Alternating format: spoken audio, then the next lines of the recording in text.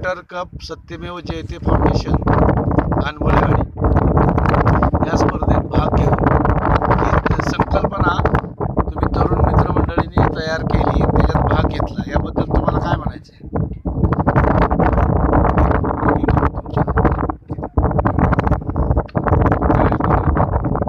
पाण्यासाठी भाग घेतला, बाकी काही नाही. म्हणजे बक्षीस मिळवायसाठी भाग घेतला की गावचा प्रश्न सोडवला?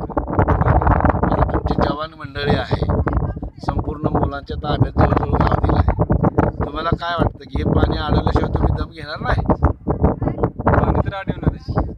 म्हणजे 45 दिवसात काम पूर्ण करणार? 45 दिवसात जरी नाही झाले तर भविष्यात आता तर करणार स्पर्धा आहे म्हणून भविष्यात हे काम असंच पुढे चालू राहणार. पुढं चालू राहणार. म्हणजे पुढच्या पिढीला म्हणजे पुढची पिढी तुम्ही टार्गेट घेतलं की पुढच्या पिढीला दुःख होऊ नये, पाणी कमी होऊ नये. पाणी कमी बरोबर. बरं, तुम्ही आता काम करता याच्यामध्ये, तुम्ही म्हणजे अपंग आहात एका हातानं, तरी तुम्ही ह्यात हिरहिरीनं भाग घेतलाय. तुम्हाला काय वाटतं याच्याबद्दल?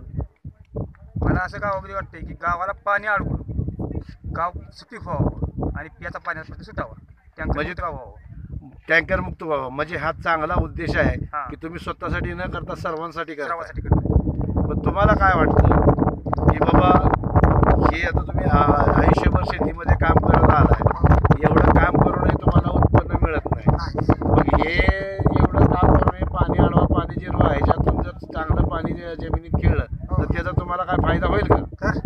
कशा कशाला फायदा होईल? बाजरी काय पिकाला होईल, म्हणजे चांगलं शेतीचं उत्पन्न येईल, पैसे पाणी येतील, मुलं वगैरे शिकतील, असं वाटतं तुम्हाला? तर तुम्ही यंग आहात, याबद्दल तुम्हाला काय वाटतं?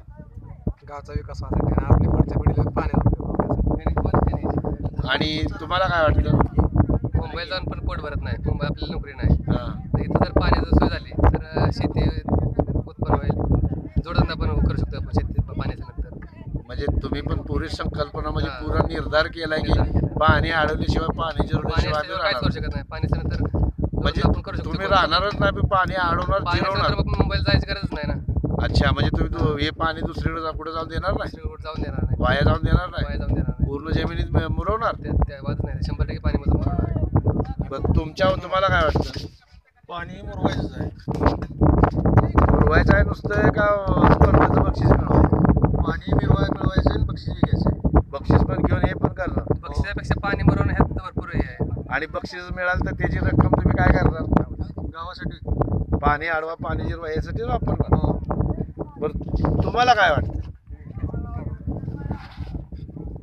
बोला. काय गावासाठी आपलं उत्पन्न निघालं चांगलं, आम्ही आई बाहेर निघून मग बाहेर पोट भरते, इथं येऊन आपल्याला जगलं चांगलंच आहे. असं म्हणजे बाहेर जाण्यापेक्षा आपल्या घरीच इथं मेहनत करून इथं आपलं मिळालं तर चांगलं आहे. तीच मिळालं चांगलं आहे, पाणी अडवून झालं तर. तुम्हाला काय वाटतं की पशु पक्षी जनावरं यांना जगण्यासाठी पिण्यासाठी पाणी मिळेल आणि पहिल्यासारखा किलबिलाट पक्ष्यांचा जनावरांचा होईल, व्हायच कान सुखी होतील असं वाटतंय तुम्हाला?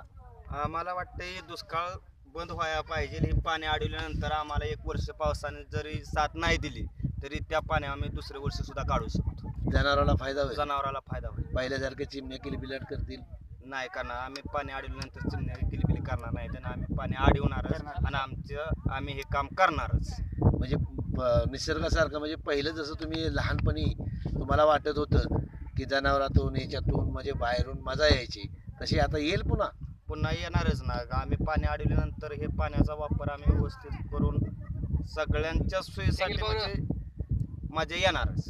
येणार. अच्छा, त्याचा फोटो घ्या टेंगलचा. ढेंगेल साहेब, मी तुमच्याकडे येतोय, ह्याबद्दल तुमचं काय मत आहे की जे पाणी अडवा पाणी जिरवा ह्याच्याबद्दल मत काय आहे तुमचं? हा, बोलत राहा. हा, बोला बोला की. चांगला आहे की पाणी अडवा पाणी जिरवा. म्हणजे याचा फायदा होईल असं तुम्हाला वाटतं? 100%. चला, थँक्यू, धन्यवाद.